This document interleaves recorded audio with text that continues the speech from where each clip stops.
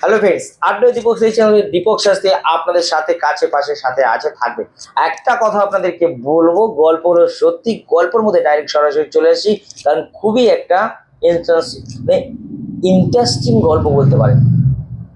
খুবই কিরকম না, আপনার সন্তান অবাধ্য, পড়াশোনা করছে না, সেখান থেকে কি করলে আপনার সন্তান পড়াশোনা করবে, সেই জায়গা নিয়ে আজকের আপনাদের সাথে আমি আলোচনা করব এবং কিছু দেব, যাতে গল্প হলো সত্যি এবং আপনাদের কাজে লাগে। কি করবেন, আপনার সন্তানের নাম ধরে একটা কাগজে সন্তানের নামটা লিখবেন, লাল পেন দিয়ে লিখে নেবেন, নিয়ে 1 ঘটি দুধ, তামার ঘটি বা কাঁসার ঘটি বা পিতলের ঘটির মধ্যে 1 ঘটি দুধ নিয়ে নেবেন, যে কোনো দুধ নিয়ে নেবেন, নিয়ে তার মধ্যে ওই নাম লিখেছেন সাদা কাগজের মধ্যে লাল কালি ওটা ঢুকিয়ে দেবেন।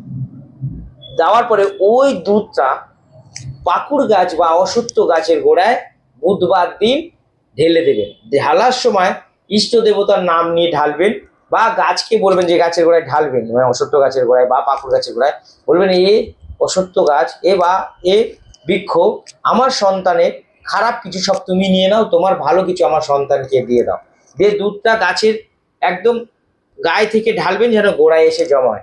সেখান থেকে অল্প একটু মাটি, দুধ লাগানো মানে দুধ লেগেছে মাটিটার মধ্যে ভিজে গেছে, সেখান থেকে একটু মাটি নিয়ে আসবেন, সেইটা আপনার সন্তানের কপালে একটু দিয়ে দিন, বা যদি কপালে না দিতে পারেন আপনার সন্তানের ফটোর মধ্যে একটু দিয়ে দিন।